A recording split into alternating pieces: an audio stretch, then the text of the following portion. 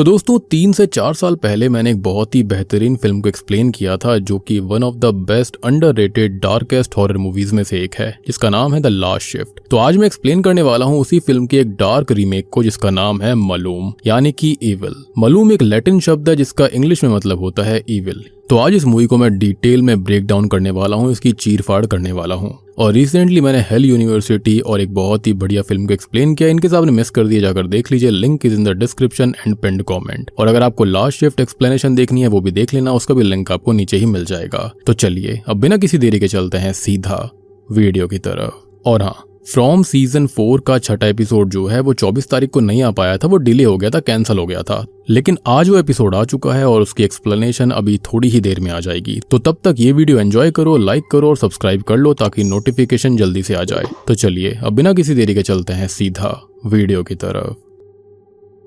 तो मूवी की स्टार्टिंग में हम देखते हैं एक वीडियो फुटेज को जिसके अंदर कुछ लड़कियां मौजूद थी जिन्होंने एक लड़की को बंदी बनाकर रखा हुआ था जिसे वो बहुत ही बुरी तरह से टॉर्चर कर रही होती हैं। और उनके साथ एक खास आदमी भी होता है जिसके बारे में हमको बताया नहीं जाता। और वहां पर एक खास चीज ये थी कि वहां पर एक बहुत ही स्पेशल तरह का डिमोनिक सिंबल बना हुआ था, जिससे कि एक बात तो क्लियर हो जाती है कि ये लोग जो थे वो असल में एक डिमोनिक कल्ट का हिस्सा थे। एनीवेज, इसके बाद हम देखते हैं विल लॉरेन नाम के एक कॉप को यानी कि ऑफिसर को, जो कि अभी काफी चर्चा में था क्योंकि उसने एक रेड के अंदर किसी मालूम नाम के एक ग्रुप को, जिसको डिमोनिक कल्ट कहा जा सकता है, उससे 3 लड़कियों को बचा लिया था। लेकिन वो चौथी लड़की को बचाने में नाकामयाब हो गए थे, जिसका काइंड ऑफ गिल्ट उसके अंदर अभी भी था, यानी कि लॉरेन के अंदर। अब वो अपने काम में लग जाते हैं और स्टेशन के अंदर सब उसका सम्मान करने लग गए थे, उनको प्रेस करने लगे थे। लेकिन अचानक से विल लॉरेन के दिमाग में कुछ और ही चल रहा होता है और तभी अचानक से वो एक शॉटगन लेकर अपने कुछ कलीग्स को शूट करके खत्म कर देता है और अंत में खुद को भी खत्म कर लेता है। लेकिन उसने ऐसा क्यों किया इसका अंदाजा हमें बिल्कुल नहीं लगता। खैर, अब यहाँ से कहानी ठीक 1 साल आगे जाती है जहाँ पर हम देखते हैं जेसिका लॉरेन को, जो कि असल में विल की ही बेटी है और खुद भी एक ऑफिसर बन गई है। जेसिका अब तैयार होकर अपने पिता की ग्रेव पर जाती है और उसको पता है कि उसके पिता ने क्या किया था, लेकिन वो उनकी अच्छी चीजों को याद रखना चाहती थी और वो उसके लिए एक बहुत ही बड़े इंस्पिरेशन भी थे। खैर, तभी जेसिका को उसकी माँ डायन मिलती है और वो दोनों थोड़ी बहुत बात करती हैं, जहां पर हम समझ पाते हैं कि उनके बीच के रिश्ते जरा भी अच्छे नहीं थे क्योंकि डायन जेसिका के कॉप बनने से नाखुश है।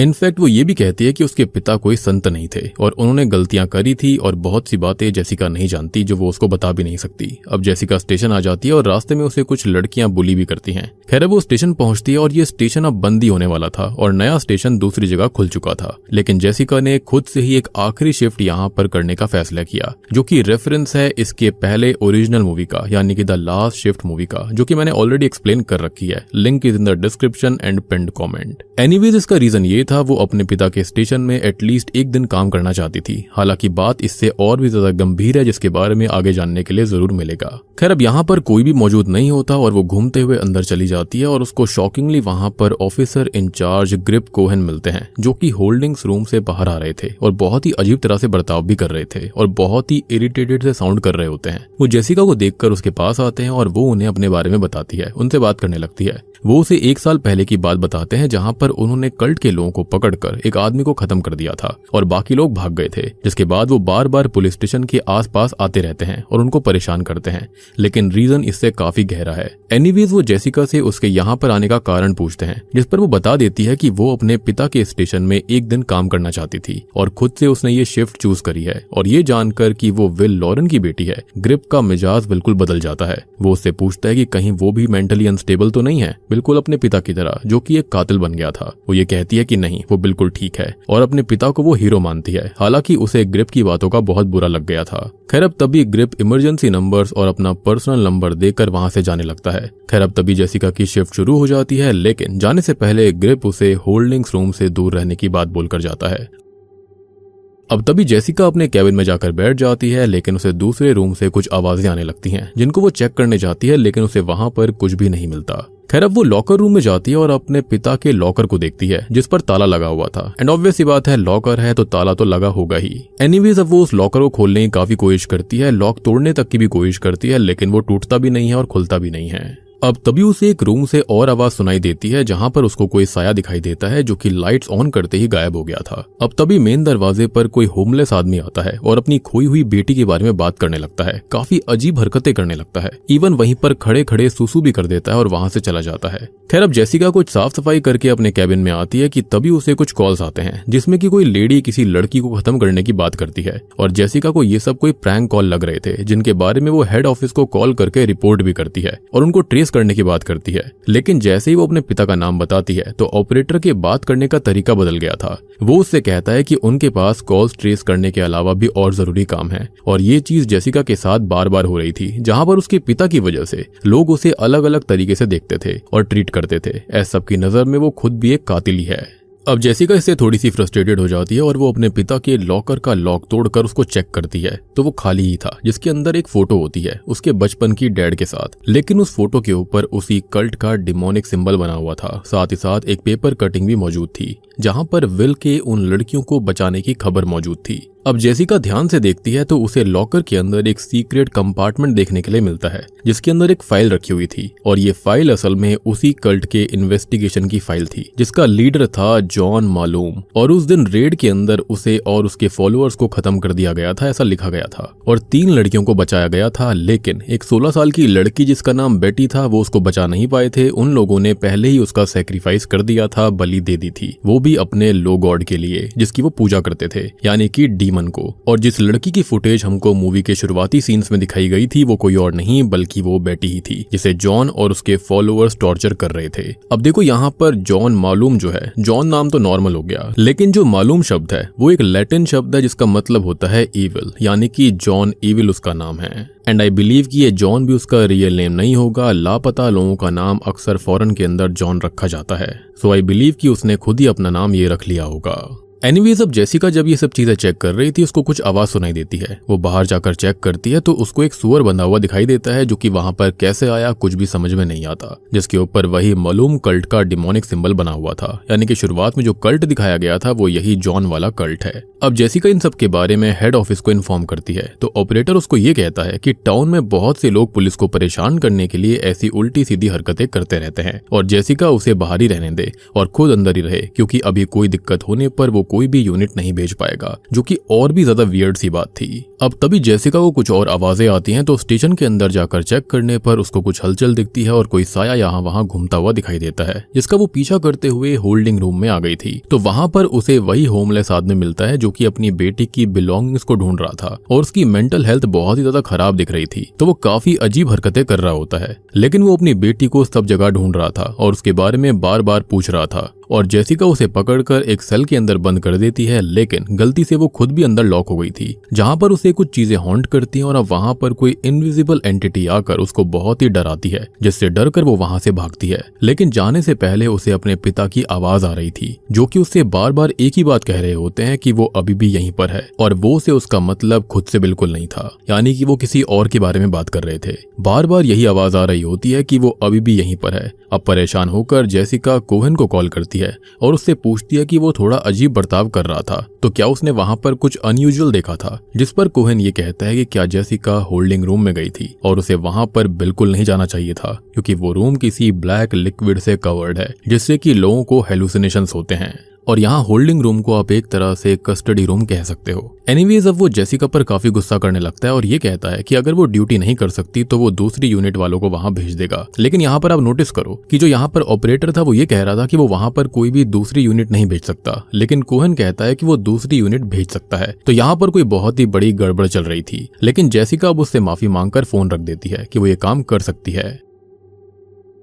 खैर, अब जेसिका मालूम कल्ट की इन्वेस्टिगेशन फाइल्स को देखती है तो उसके अंदर उसे उनके कल्ट के बारे में और चीजें पता चलती हैं, जैसे कि वो सिंबल जो कि पिग के ऊपर बना हुआ था वो मालूम कल्ट का ही था, और वो लोग असल में टेम्पल बैरॉन की वर्शिपिंग करते हैं जो कि प्री बिब्लिकल डिमोनिक डियटी है, जो कि बुरी चीजें और बुरे ओमेन को लेकर आता है। एक तरह से आप इसको डेविल मान सकते हो। यहाँ जेसिका को एक पेन ड्राइव भी मिलती है जिसे वो चेक करने के लिए अपनी कार से लैपटॉप लेने जाती है, और बाहर तभी उसको एक लेडी दिखाई देती है जिसे कुछ लोग परेशान कर रहे थे। और तभी जेसिका उस लेडी को स्टेशन के अंदर ले आती है। अब तभी जेसिका उस लेडी को फर्स्ट एड देते हुए उससे थोड़ी बहुत बात करती है और वो लेडी उससे ये कहती है कि यहाँ अकेले रहने पर जेसिका को डर नहीं लगता क्या, जिसके बारे में वो पूछती है और वो बताती है कि 1 साल पहले यहाँ पर मालूम ग्रुप के लोगों ने खुद को हैंग कर खत्म कर लिया था, यानी कि लटका कर। उन सबके फेसेस कवर्ड हो रखे थे और वॉल्स पर हर जगह खून ही खून था। जिस पर जेसिका कहती है कि बिल्कुल भी नहीं, कल्ट के लोग तो शूट आउट में खत्म हुए थे। जिस पर वो लेडी कहती है कि नहीं, ये सच नहीं है। उस रात वो खुद यहीं पर बंद थी और उसके सामने ही सब कुछ हुआ था। मींस वो शूट आउट एक झूठ था और कल्ट को यहाँ पर लाया गया था, लेकिन फिर उन्होंने इस जगह को ही रिचुअल सेंटर बनाकर खुद को हैंग करके खत्म कर लिया। अब वो लेडी तभी किसी इनविजिबल चीज को देखकर बेसुध सी हो जाती है और मालूम कल्ट की प्रेयर को गाने लगती है, उनकी बातें करने लगती है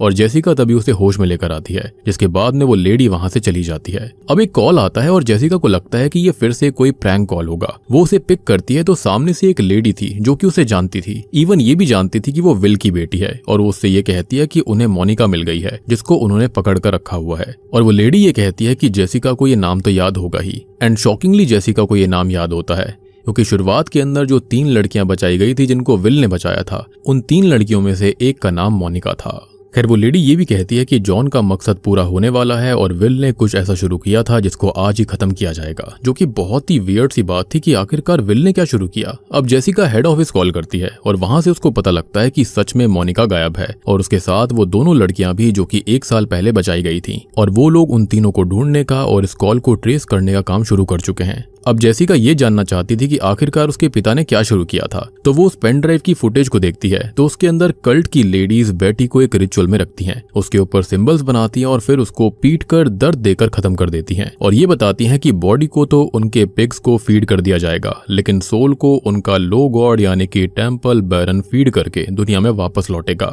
तो इससे साफ हो जाता है कि ये लोग असल में इस डेविल को धरती पर लाना चाहते थे।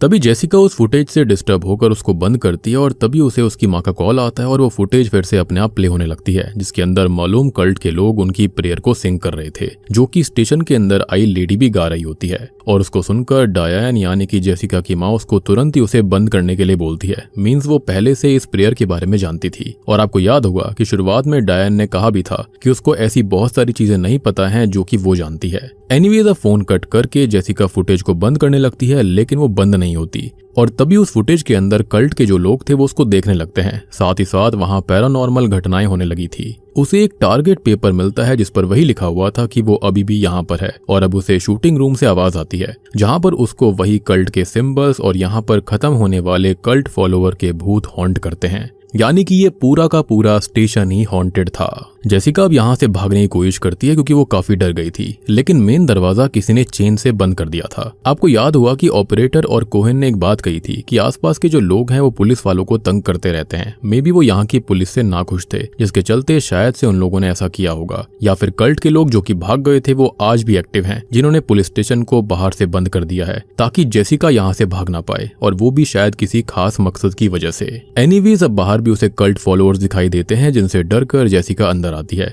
और हेड ऑफिस में कॉल करती है। ऑपरेटर उसको कहता है कि उसे अभी वहीं पर रुकना होगा क्योंकि वो लोग उन 3 लड़कियों को ढूंढने की कोशिश कर रहे हैं और सारी की सारी यूनिट्स वहां पर व्यस्त हैं।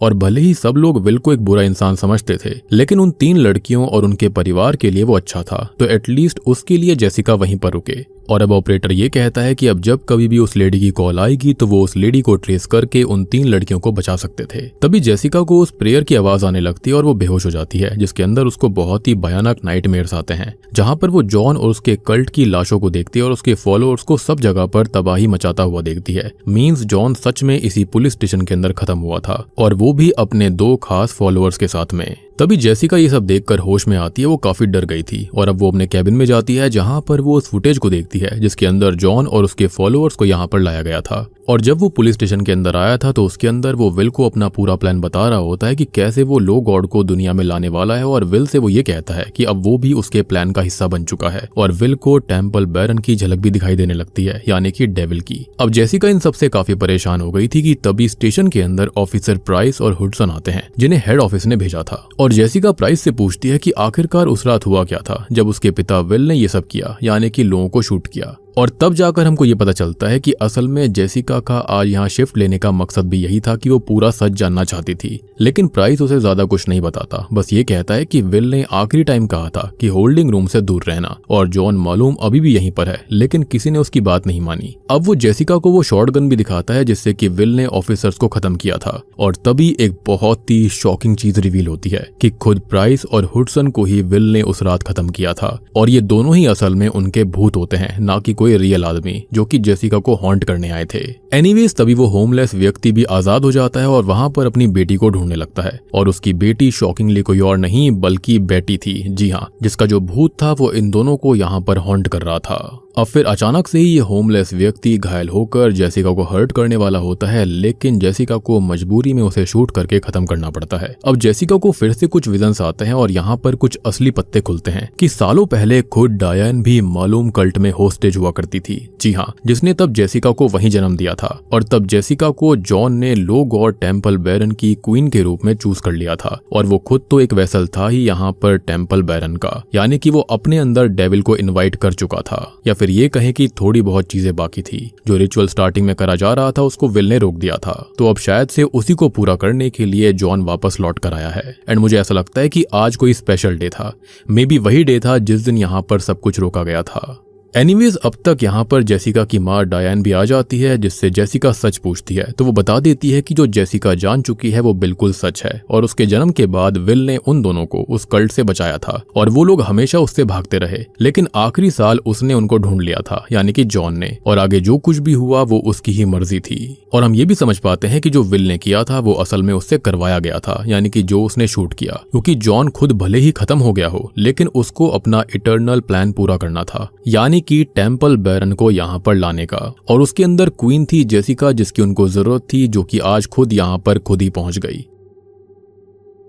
एनीवेज तभी जेसिका को बाहर से कुछ आवाज आती है और वो चेक करने जाती है, तो उसे मालूम कल्ट के लोग दिखते हैं जो कि एक एक करके उन तीनों लड़कियों का सैक्रिफाइस दे रहे थे अपने रिचुअल को पूरा करने के लिए। अब वो अपने कैबिन में आती है तो उसकी माँ यहाँ पर नहीं थी, और हेड ऑफिस से तभी कॉल आता है जहाँ पर ऑपरेटर कहता है कि आज टेम्पल बैरन दुनिया में आकर रहेगा, और तभी हमको पता लगता है कि फोन लाइन कब से कटी हुई थी। जी हाँ, और अब तक जॉन मालूम जो था वो उससे बात कर रहा था, उसको यहाँ पर रोक कर रख रहा था, उसको मैनिपुलेट कर रहा था ताकि वो अपना प्लान और रिचुअल को पूरा कर सके। यहाँ पर जो भी गोस्ट साइटिंग हो रही थी वो सब कुछ जॉन मालूम ही करवा रहा था। साथ ही साथ हम यहाँ पर डेविल को यानी कि टेम्पल बैरन को किसी एक होस्ट के जरिए मालूम फॉलोअर से बात करता देखते हैं कि जेसिका उनमें से ही एक है, और आज रात उसे उनके साथ शामिल होने से कोई रोक नहीं सकता, और उनके पर्पस को पूरा करने के लिए रिचुअल पूरा करना पड़ेगा। और ये रिचुअल क्या है इसके बारे में अभी थोड़ी देर में आइडिया लगेगा। खैर अब जेसिका बाहर जाती है तो उसे कल्ट के लोग खत्म करने की कोशिश करते हैं, और उनसे बचते हुए एक रूम के अंदर आती है जहाँ पर उसे अपनी माँ एक थ्रोन पर बैठी हुई मिलती है, जिनका जो फेस था वो कवर्ड हो रखा था, जिसे वो हटाती है तो असल में ये जॉन मालूम खुद था, जो कि खत्म होने के बाद भी इस दुनिया के अंदर मौजूद था।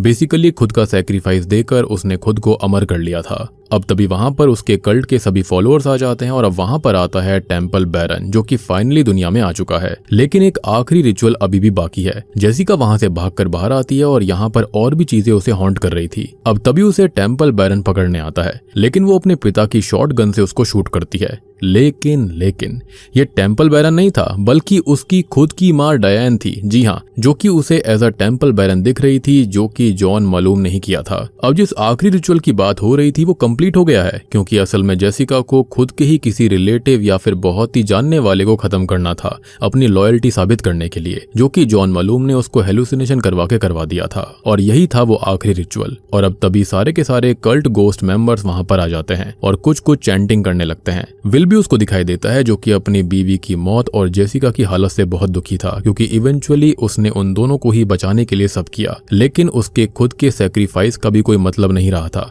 क्योंकि वो उनको बचा नहीं सका। और जब डायन इस कल्ट का हिस्सा थी, वहां पर होस्टेज थी, तो इस बच्ची को यानी कि जेसिका को पैदा करा ही इसलिए गया था ताकि यहाँ पर वो टेम्पल बैरन की क्वीन बनकर रहेगी, बेसिकली इविल क्वीन बनकर। अब तभी जेसिका कल्ट की वही बात बोलती है जो कि उसके पिता ने खुद को खत्म करने से पहले बोली थी, और अब वो खुद को शूट कर लेती है, जिसके साथ ही कल्ट मेंबर्स उसे लेकर जॉन के साइड वाले थ्रोन पर बैठा देते हैं, और तभी वो शॉकिंगली फिर से जिंदा हो जाती है, यानी कि अब वो इविल बन गई थी और बहुत ही खतरनाक हो गई थी। और हम जानते हैं कि वो इंसान नहीं है बल्कि ईविल इनकारनेशन है। और बूम, इसी के साथ में मालूम फिल्म यहीं पर खत्म हो जाती है।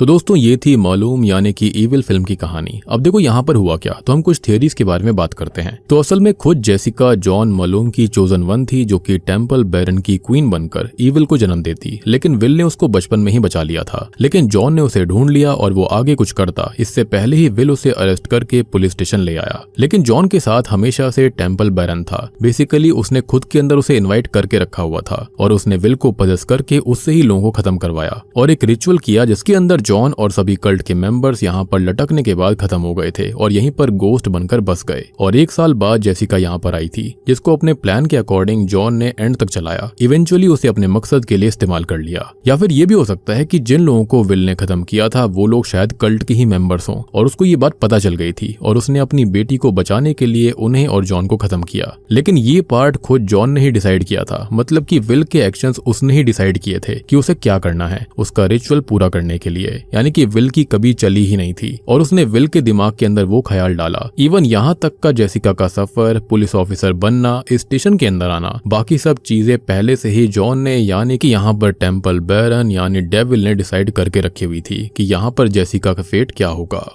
अब हम बात करने वाले हैं मालूम मूवी की कुछ थियरीज के बारे में। सबसे पहली और फेमस जो है कि जेसिका को बहुत पहले से ही चुन लिया गया था। सबसे फेमस थियरी यही है कि जेसिका बस एक नॉर्मल रुकी कॉप यानी कि ऑफिसर नहीं थी जो कि अपने पिता का केस इन्वेस्टिगेट करने आई थी या फिर उनके बारे में जानने आई थी। सबका मानना यही है कि कल्ट बचपन से ही उसको प्रिपेयर कर रहा था ताकि वो मालूम या फिर लो गॉड के लिए परफेक्ट सैक्रिफाइस बन सके, उसकी क्वीन बन सके। कल्ट उसके बारे में ऑलरेडी काफी कुछ जानता था। हेलुसिनेशन सीधा उसके सबसे डीपेस्ट ट्रॉमा पर अटैक कर रहे थे। शायद उसके पिता का मैसेकर पागलपन नहीं बल्कि रिचुअल का ही पार्ट था। जैसा कि जॉन ने कहा था कि अब तुम भी इस चीज का हिस्सा हो और कल्ट ने बार बार बोला कि तुम्हारे पिता ने ये शुरू किया था तो उसको तुम खत्म करोगी।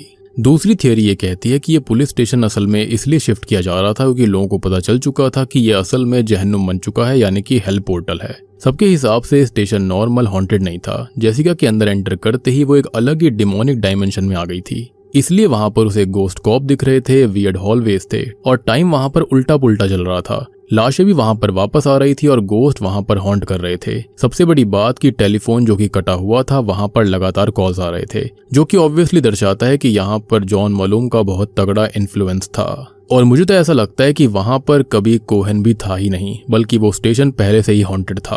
पहली बात तो यह है कि जो पुलिस स्टेशन यहाँ पर शिफ्ट हो रहा था उसके अंदर किसी की पोस्टिंग क्यों ही करी जाएगी, चाहे वो कितना भी रिक्वेस्ट क्यों ना कर ले। और जब कोहेन को पहले से पता था कि भैया पुलिस स्टेशन की लाइन कटी हुई है तो उसने वहां पर इमरजेंसी नंबर्स दिए किस लिए थे। तो ये चीज भी साफ नजर आती है कि मे बी कोहेन वहां पर खत्म हो चुका था और वो खाली उसकी आत्मा थी, या फिर वो कभी कोहेन था ही नहीं बल्कि जॉन था। और देखो एक और थियरी ये है कि जेसिका ने अपनी खुद की ही माँ को खत्म कर दिया और ये सबसे डार्केस्ट थियरीज में से एक है। थियरी के हिसाब से जेसिका की माँ सीन्स में एक्चुअल में जिंदा थी, लेकिन डिमोनिक इन्फ्लुएंस में आकर जेसिका ने उनको खत्म कर दिया। इनफैक्ट उसने उस होमलेस इंसान को ही मार दिया था। बेसिकली कल्ट ने और यहाँ पर डिमोनिक एंटिटी ने उसका दिमाग पूरी तरह मैनिपुलेट कर दिया था कि उसको समझ में नहीं आ रहा था कि वहां पर रियल क्या है, भूत क्या है या फिर विजन्स क्या है। सबसे बड़ी बात कि ये कल्ट पहले ही जीत गया था और ये है नो एस्केप थियरी। जेसिका बहुत इजीली स्टेशन तक पहुंच जाती है। सब लोग काफी अजीब तरीके से प्रिपेयर्ड हो रखे थे और कल्ट की टाइमिंग हर बार परफेक्ट थी। हर एक हेलुसिनेशन रिचुअल के स्टेजेस जैसा लग रहा था।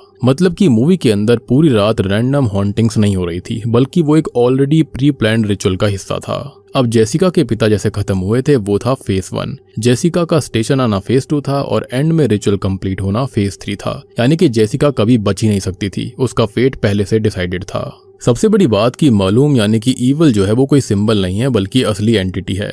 जैसे कि यहाँ सुपरनैचुरल चीजें फिजिकल एनवायरनमेंट को इफेक्ट कर रही थी और मरे हुए लोग बार बार दिख रहे थे जेसिका को, और यहाँ पर कई सारे कैरेक्टर सेम चीजों को बार बार एक्सपीरियंस कर रहे थे। और हो सकता है कि यहाँ पर जैसे कि जॉन ने खुद को खत्म किया था, साथ ही साथ काफी सारे लोगों ने, तो मे बी यहाँ पर ये रिचुअल का असर था जिसके चलते ये पॉकेट डायमेंशन जैसा बन गया था। बेसिकली पुलिस स्टेशन ही हेल का पोर्टल था।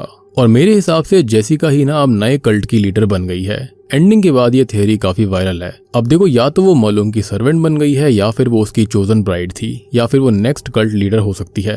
और ये जो मूवी है ना वो मेरे ख्याल से जनरेशनल कर्स के बारे में भी है और ये बहुत ही डीप थियरी है। जैसे कि जेसिका के अंदर उसके पिता के पाप थे, ट्रॉमा था, वायलेंस था और डार्कनेस थी। तो इविल एक जनरेशन से दूसरी जनरेशन में पास ऑन होती रहती है और इसलिए शायद से जेसिका की माँ ने कहा था कि उसके पिता उतने सही नहीं थे जितना लोग उसको कहते हैं। एंड माइट भी देखो यहाँ पर जॉन मलूम जिंदा ही था। जो डीमन है वो उसके अंदर मर्ज हो चुका है और उसकी सोल रिचुअल के अंदर ट्रैप हो चुकी है और वो खुद एक डिमोनिक फॉर्म में बन गया होगा, इसलिए उसकी प्रेजेंस पूरी मूवी के अंदर फील होती रहती है। सबसे बड़ी बात कि स्टेशन के अंदर जो कोई भी आता है तो मलूम जो डीमन है वो हर किसी विक्टिम के लिए अलग नाइटमेयर क्रिएट कर देता है। जैसे कि उस होमलेस इंसान के लिए उसकी बेटी बेटी को बार बार दिखाया जा रहा था, वो बिल्कुल पागल सा हो गया था। बात रही यहाँ पर जेसिका की माँ के बारे में, तो हो सकता है कि उसको जेसिका की जगह कोई और दिख रहा होगा और जेसिका को उसकी माँ की जगह कोई और दिख रहा था। इसके चलते यहाँ पर एनवायरनमेंट पूरा अलग सा हो जाता है। सबसे खतरनाक बात यह है कि जेसिका पहले से ही स्पिरिचुअली मार्क हो रखी थी और कल्ट और मलूम मिलके उसको मेंटली तोड़ रहे थे ताकि वो अपने पिता का इनकम्प्लीट रिचुअल पूरा कर पाए और आखिर में खुद ही कल्ट का हिस्सा बन जाए, जो कि वो बन भी गई थी। अब बात करते हैं द लास्ट शिफ्ट मूवी के बारे में और मलूम के बारे में कि इनके अंदर की डिफरेंसेस है क्या। तो देखो मेरे हिसाब से जो मलूम फिल्म है ना वो थोड़ी सी डार्क टेल है और एक्सटेंडेड वर्जन लगती है लास्ट शिफ्ट मूवी का। जैसे कि लास्ट शिफ्ट मूवी के अंदर इतनी डिटेल में चीजें नहीं दिखाई गई थी कि आखिरकार यहाँ पर होता क्या है। वो फैंस के लिए ओपन एंडिंग छोड़ दी गई थी, आप जो सोचते हो वो आप समझ सकते हो। लेकिन यहाँ पर काफी सारी चीजों पर ना ठप्पा लगा दिया गया है कि हाँ ये चीज ऐसे ही हुई थी। लेकिन trust me I still feel कि द लास्ट शिफ्ट मूवी ज्यादा बेटर थी और मैं उस मूवी से ज्यादा बेटर कनेक्ट कर पाया था। मल्लू मूवी के अंदर सारी चीजें काफी ऑब्वियस सी लगती हैं, तो इसलिए मेरे लिए मूवी के अंदर कुछ भी सस्पेंस या फिर हॉरर नहीं था। अगर ज्यादा हॉरर की बात करी जाए तो वो लास्ट शिफ्ट मूवी है, लेकिन अगर डार्क टोन देखी जाएगी और हाई बजट देखा जाएगा तो वो मलूम फिल्म आती है।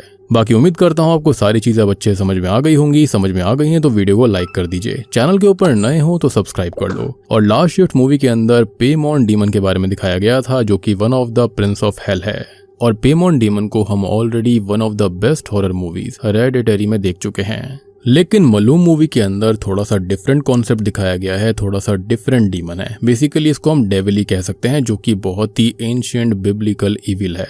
बाकी उम्मीद करता हूँ आपको सारी चीजें अच्छे समझ में आ गई होंगी, वीडियो भी अच्छी लगी होगी। इनकेस अगर आपको द लास्ट शिफ्ट मूवी की इन डेप्थ एक्सप्लेनेशन भी देखनी है तो उसका लिंक आपको नीचे डिस्क्रिप्शन पिन कमेंट में मिल जाएगा। और हेल यूनिवर्सिटी सीरीज को देखना मत भूलना, उसका पार्ट 2 जल्दी आने वाला है, 4 जून को आ जाएगा, जिसके अंदर सारे ही एपिसोड्स के बारे में बात कर ली जाएगी। दोनों को ही जाकर जरूर चेकआउट कर लेना। तो मैं आप सबको मिलता हूँ अगली वीडियो के साथ में, तब तक के लिए